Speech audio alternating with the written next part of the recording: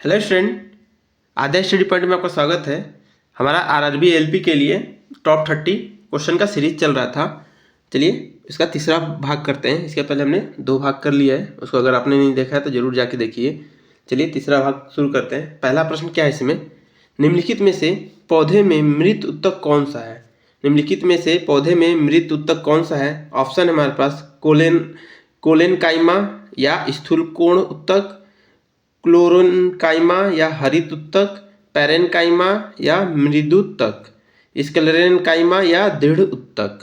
फिर से ऑप्शन सुनिए, कोलेनकाइमा या स्थूल कोण उत्तक, क्लोरेनकाइमा या हरित उत्तक, पैरेनकाइमा या मृदुत्तक, स्क्लेरेनकाइमा या दृढ़ उत्तक। तो इसका सही आंसर हो जाएगा ऑप्शन डी, स्क्लेरेनकाइमा या दृढ़ उत्तक। चलिए अगला प्रश्न देखते हैं। उस उत्तक का नाम बताइए जिसमें पतली भित्ति वाली जीवित कोशिकाएं होती हैं। उस उत्तक का नाम बताइए जिसमें पतली भित्ति वाली जीवित कोशिकाएं होती हैं जो बहुत से अंतरकोशिकीय स्थानों को घेरती हैं, जो बहुत से अंतरकोशिकीय स्थान को घेरती हैं और पोषक तत्वों और पानी को संग्रहित करती हैं, और पोषक तत्वों और पानी को संग्रहित करती हैं। पहला ऑप्शन है स्थूलकोण, दूसरा अमीबा, तीसरा पैरेनकाइमा, चौथा स्क्लेरेनकाइमा। इसका सही आंसर हो जाएगा ऑप्शन सी, पैरेनकाइमा। अगला प्रश्न देखते हैं। सभी पादप भागों का बाहरी आवरण निम्नलिखित में से किससे बनता है। सभी पादप भागों का बाहरी आवरण निम्नलिखित में से किससे बनता है। पहला है पोषवाह, दूसरा मेरिस्टेमेटिक उत्तक, तीसरा त्वची उत्तक, चौथा जाइलम। तो इसका सही आंसर हो जाएगा ऑप्शन सी, त्वचीय उत्तक। इसका सही आंसर क्या हो जाएगा ऑप्शन सी, त्वचीय उत्तक। चौथा प्रश्न है, निम्नलिखित में से कौन सा कथन गलत है।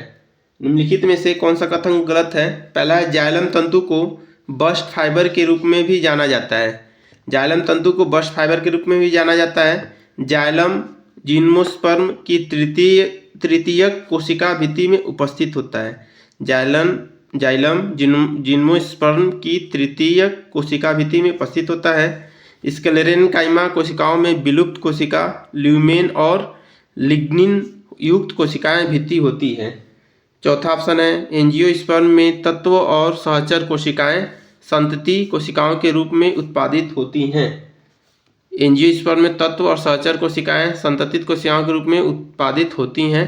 इसका सही आंसर हो जाएगा ऑप्शन ए, जाइलम तंतु को बस्ट फाइबर के रूप में भी जाना जाता है। अगला प्रश्न देखते हैं। अंडे बनाने वाला हिस्सा पुष्प योनि, पुष्पकोश, पुष्पकेसर, कोरोला। अंडे बनाने वाला हिस्सा पुष्प योनि, पुष्पकोश, पुष्पकेसर, कोरोला। इसका सही आंसर हो जाएगा ऑप्शन ए, पुष्प योनि। अगला प्रश्न, कॉर्टेक्स इस प्रकार का है, विभाज्योत्तक उत्तक, भरण उत्तक, संवहनी उत्तक, अधिचर्म उत्तक।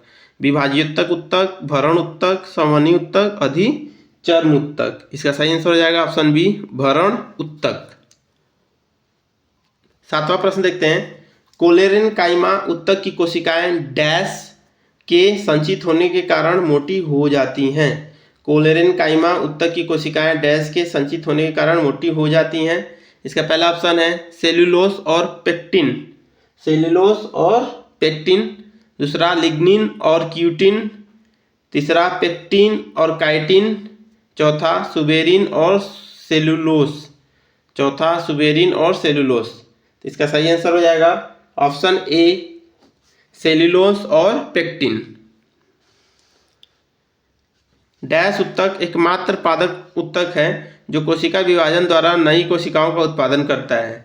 डैश उत्तक एकमात्र पादप उत्तक है जो कोशिका विभाजन द्वारा नई कोशिकाओं का उत्पादन करता है। पहला ऑप्शन है मृदुतक तथा या पेरेनकाइमा, मृदुतक या पेरेनकाइमा, दूसरा जाइलम, तीसरा स्थूलकोण उत्तक, चौथा विभाज्योत्तक। इसका सही आंसर हो जाएगा ऑप्शन डी, विभाज्योत्तक। अगला प्रश्न है, निम्नलिखित में से किसमें जल के संवहन के लिए विशिष्ट उत्तक नहीं होता। निम्नलिखित में से किसमें जल के संवहन के लिए विशिष्ट उत्तक नहीं होता। पहला ऑप्शन घास, दूसरा आइपोमिया, तीसरा पाइफियोपेडिलम, चौथा फ्यूनेरिया। पहला ऑप्शन क्या है घास, दूसरा आइपोमिया, तीसरा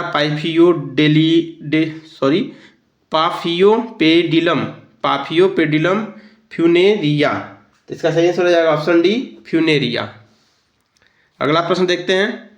पौधों में जाइलम डैश के परिवहन के लिए उत्तरदायी है। पौधों में जाइलम डैश के परिवहन के लिए उत्तरदायी है। पहला ऑप्शन जल, दूसरा ऑप्शन भोजन, तीसरा अमीनो अम्ल, चौथा नन, मतलब इसमें से कोई नहीं। तो इसका सही आंसर हो जाएगा ऑप्शन ए, जल। अगला प्रश्न देखते हैं 11 नंबर। शून्य से स्वतंत्र रूप से गिरने वाली वस्तु में समान गति होती है, समान बल होता है, समान त्वरण होता है, नन। तो इसका शून्य से स्वतंत्र रूप से गिरने वाली वस्तु जो ऊपर से नीचे गिर रही है, तो इसमें क्या होगा? समान गति होती है।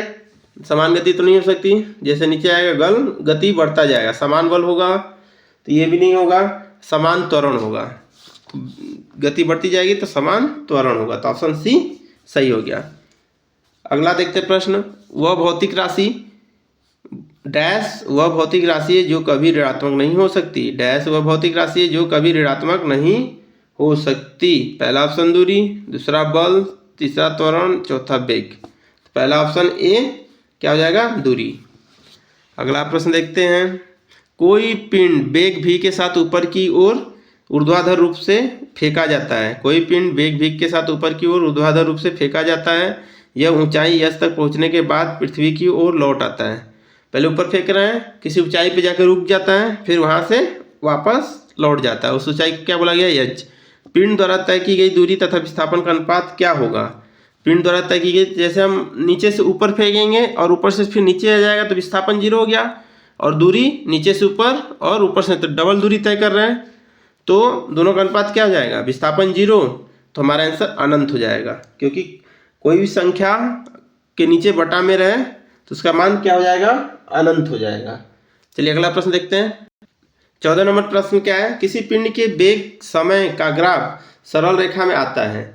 किसी पिंड के वेग समय का ग्राफ सरल रेखा में आता है तथा मूल बिंदु से गुजरते हुए x अक्ष को छूता है, तो पिंड गतिशील है समान त्वरण से, समान वेग से, बदलते हुए त्वरण से, शून्य त्वरण से। तो क्या है ऑप्शन? पिंड समान त्वरण से, समान वेग से, बदलते हुए त्वरण से, शून्य त्वरण से। तो इसका सही आंसर है ऑप्शन सी, बदलते हुए त्वरण से। फिर से क्वेश्चन देखते हैं। किसी पिंड के वेग समय का ग्राफ सरल रेखा में आता है तथा मूल बिंदु से गुजरते हुए x अक्ष को छूता है। जो मेन बिंदु से गुजरते हुए क्या करेगा? x अक्ष को छुएगा, तो पिंड गतिशील है बदलते हुए त्वरण से। त्वरण बदलता जा रहा है तो पिंड गतिशील हो रही है। किसी वाहन की गति माप यंत्र बताता है। किसी वाहन की गति माप यंत्र बताता है उसकी औसत चाल, तत्क्षणिक चाल, अधिकतम चाल, सुरक्षित चाल। इसका सही आंसर हो जाएगा ऑप्शन बी, तत्क्षणिक चाल। एक समान त्वरण पर गति के समीकरण में कौन सा समीकरण सही है? एक समान त्वरण पर गति के समीकरण में कौन सा समीकरण सही है? पहला ऑप्शन v बराबर u माइनस ए टी, दूसरा ऑप्शन v बराबर u प्लस ए टी, तीसरा ऑप्शन s बराबर u T minus 1/2 A T square, चौथा ऑप्शन s बराबर 1/2 u square T square minus alpha T.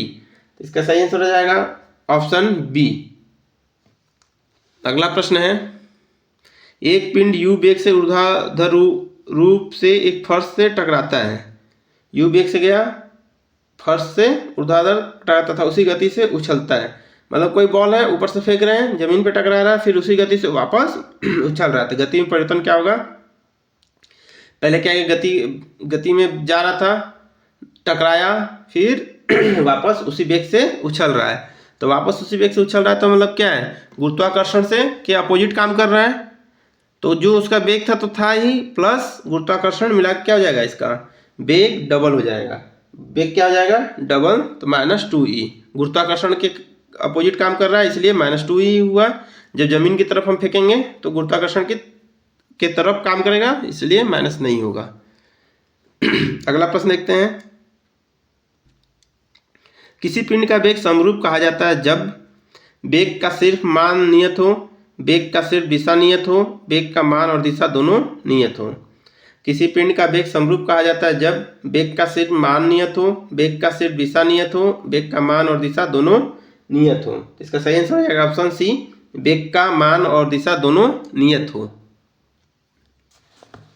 अगला प्रश्न देखते हैं 19 नंबर। एक समान वृत्ति गति में समान गति हो रही है और वृत्ति में गोलाकार रूप में, तो चाल एवं वेग दोनों अचर रहते हैं, चाल एवं वेग दोनों चर रहते हैं, चर एवं वेग अचर रहते हैं, चाल अचर और वेग चर रहते हैं।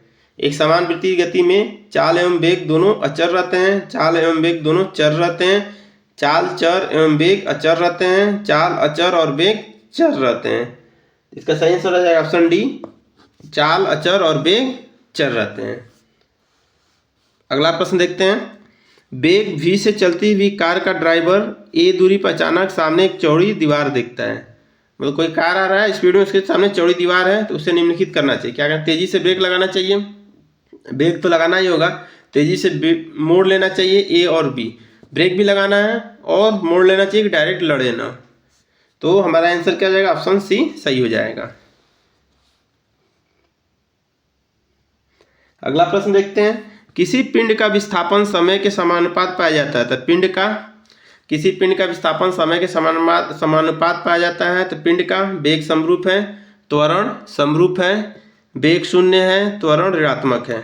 वेग समरूप है, त्वरण समरूप है, वेग शून्य है, त्वरण ऋणात्मक है।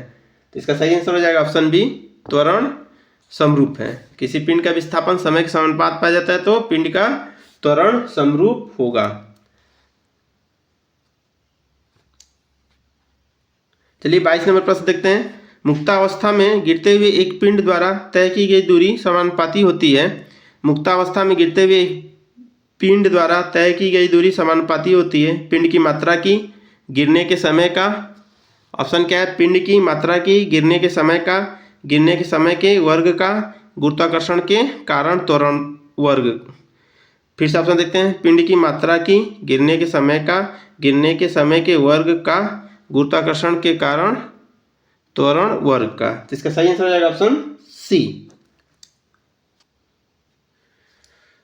चलिए अगला प्रश्न देखते हैं 23 नंबर। मोटर गाड़ियां ए और बी की दूरी समय ग्राफ से पता चलता है। ए और बी दिया है तो इसमें दूरी और समय ग्राफ को पता चलता है।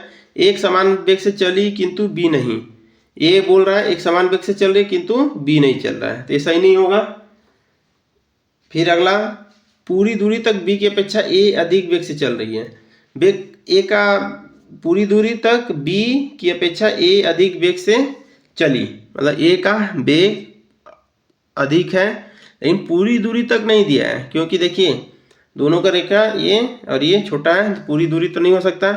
पूरी दूरी तक ए की अपेक्षा बी अधिक वेग से चला, पूरी दूरी तक ए की अपेक्षा बी अधिक वेग से चला, क्योंकि आगे तक गया है इसलिए बी अधिक वेग से चला। तो हमारा आंसर क्या हो जाएगा? सी सही हो जाएगा। अगला प्रश्न देखते हैं। निम्नलिखित ग्राफ क्या प्रदर्शित करता है? समय और वेग है, लीनियर ग्राफ है, तो एक समान त्वरण, एक समान चाल, एक समान गति, असमान त्वरण। इसका सही आंसर हो जाएगा ऑप्शन ए, एक समान त्वरण। अगला प्रश्न। शून्य से स्वतंत्र रूप से गिरने वाली वस्तु की, शून्य से स्वतंत्र रूप से गिरने वाली वस्तु की ऑप्शन एक समान गति होती है, समान वेग होती है, समान त्वरण होती है, समान बल होता है। एक समान गति होती है, समान वेग होती है, समान त्वरण होती है, समान बल होती है। तो इसका सही आंसर हो जाएगा ऑप्शन सी, समान त्वरण होती है। ये प्रश्न नंबर 26 देखते हैं। एक वस्तु असमान वेग तथा समान त्वरण से गतिमान है। एक वस्तु असमान वेग तथा समान त्वरण से गतिमान है, तब विस्थापन समय ग्राफ रेखीय होगा, विस्थापन समय ग्राफ अरेखीय होगा, वेग समय ग्राफ रेखीय होगा, वेग समय ग्राफ अरेखीय होगा। तो इसका सही आंसर हो जाएगा ऑप्शन सी, वेग समय ग्राफ रेखीय होगा। अगला प्रश्न देखते हैं। पिंड का त्वरण प्रदर्शित करता है DA by D T, D square S बटा D T square, D V बटा डी एस। तो इसमें डी देखिए दूरी बदलता है और समय के अनुसार दूरी बदल रहा है, तो हमारा क्या जाएगा? ऑप्शन नंबर बी सही आंसर हो जाएगा। समय के अनुसार दूरी बदलेगा, उसी को त्वरण कहते हैं। तो अगला प्रश्न देखते हैं। एक कण एक समान वेग से गतिमान है, एक कण एक समान वेग से गतिमान है, कण की गति के संबंध में निम्नलिखित में से कौन सा कथन सत्य है? इसकी चाल शून्य है, इसका त्वरण शून्य है, इसका त्वरण वेग के विपरीत दिशा में है, इसका त्वरण वेग के विपरीत दिशा में है, इसकी चाल परिवर्तनीय हो सकती है। इसका त्वरण वेग के विपरीत दिशा में इसकी चाल परिवर्तनीय हो सकती है। इसका सही आंसर हो जाएगा 28 का, इसका बी हो जाएगा। इसकी चाल, इसकी त्वरण शून्य होती है। अगला 29 देखते हैं। एक समान वेग से चलती किसी वस्तु का त्वरण, एक समान वेग से चलती किसी वस्तु का त्वरण डैश होगा। एक समान वेग से चलती किसी वस्तु का त्वरण डैश होगा, असमान धनात्मक ऋणात्मक शून्य। असमान धनात्मक ऋणात्मक शून्य। तो इसका सही आंसर हो जाएगा ऑप्शन डी शून्य। एक समान वेग से चलती किसी वस्तु का त्वरण, जब एक समान वेग से चल रही है तो ना गति बढ़ रहा है ना घट रहा है, तो त्वरण शून्य हो जाएगा। अगला और अंतिम प्रश्न देखते हैं, हमारा 30वां प्रश्न कंप्लीट हो जाएगा। मंदता का अर्थ डैश त्वरण है। मंदता का अर्थ डैश त्वरण है। पहला क्या? ऋणात्मक, धनात्मक, शून्य, नन। ऋणात्मक, धनात्मक, शून्य, नन। तो इसका सही आंसर हो जाएगा ऑप्शन ए ऋणात्मक। तो हमारा ये 30 क्वेश्चन कंप्लीट हुआ। नेक्स्ट वीडियो में, नेक्स्ट क्लास में फिर से हम 30 क्वेश्चन करेंगे। ऐसे ही हमारा सीरीज चलता रहेगा जब तक पेपर नहीं हो जाता, और ये और भी एग्जाम के लिए महत्वपूर्ण है, तो इसको सही से तैयार कीजिए। अभी के लिए इतना ही। जय हिंद, जय भारत।